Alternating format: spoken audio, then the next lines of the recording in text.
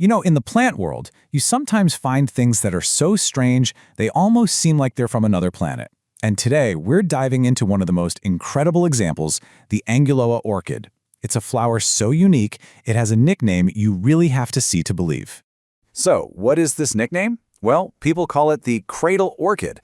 But as you can clearly see, this is not just some poetic description. It's shockingly accurate. You are literally looking at what appears to be a tiny, swaddled baby, tucked neatly inside a cradle made of petals. It's just wild. So your first reaction has to be, how on earth is that possible? Is it just one of nature's amazing little accidents? A complete fluke where the petals just happen to grow in a shape that looks so familiar to us? It's a nice thought, but the real story? Well, it's a whole lot smarter. What if this isn't an accident at all?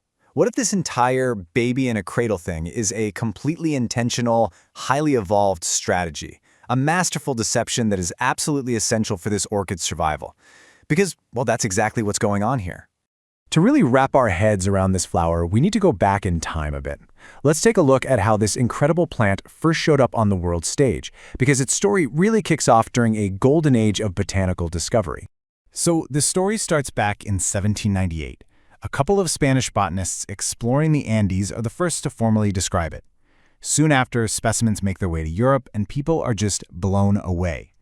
By the mid-1800s, there's this full-on orchid fever happening, and the Anguloa, with its bizarre and beautiful shape, becomes this ultimate prize for collectors, even though nobody really knew its secret yet. Okay, so how in the world does this flower create such a perfect illusion? It's not magic, it's actually a brilliant piece of biological engineering. The whole effect is created by a very precise setup of highly specialized parts. Let's break this illusion down. The cradle part. That's formed by these thick, waxy outer petals that curve into a cup. But the real star of the show is the baby. That's actually a special petal called the labellum. And here's the key. It's on a hinge, so it can move. Its shape creates that distinct head and the tightly wrapped body. And sitting right above it is the engine, the central column with all the reproductive bits. Every single piece has a job to do. And here is the big reveal. This whole elaborate setup, this beautiful little sculpture, it's not for us. It's a highly sophisticated trap, and it's designed with one very specific target in mind. This is where the story gets really, really clever. So that baby in a cradle isn't just sitting there looking pretty. It's an active mechanical trap. The orchid has basically weaponized its own unique beauty, turning it into a crucial part of a machine built for one thing and one thing only: pollination. Let's watch this trap in action. First, the orchid pumps out this powerful scent to attract its target.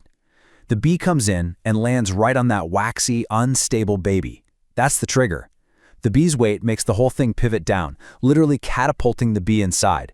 As the confused bee scrambles around, it gets jammed against that reproductive column, either getting pollen stuck to it or dropping some off. Then, slowly, the labellum swims back up, pushing the bee out so it can go get tricked by the next flower. It's a perfect, repeatable system. And who is the target of this incredible trap? It's a specific type of bee, the male Euglossine bee, also known as perfume bees. Get this, these male bees fly around collecting different scents to create their own unique cologne to attract a mate. The orchid has evolved a scent that is absolutely irresistible to them, exploiting this very specific behavior with total precision. Now, an evolutionary marvel, this complex doesn't just pop up anywhere. The Anguloa orchid is a total specialist, and it can only survive in a very specific and, unfortunately, an increasingly fragile environment. Its home is way up high in the Andean cloud forests, and it only grows in this really narrow band of elevation. We're talking between about 1,500 and 2,500 meters. And this isn't just a preference. That specific altitude creates the exact conditions, this home in the clouds, that this fragile genius absolutely needs to live.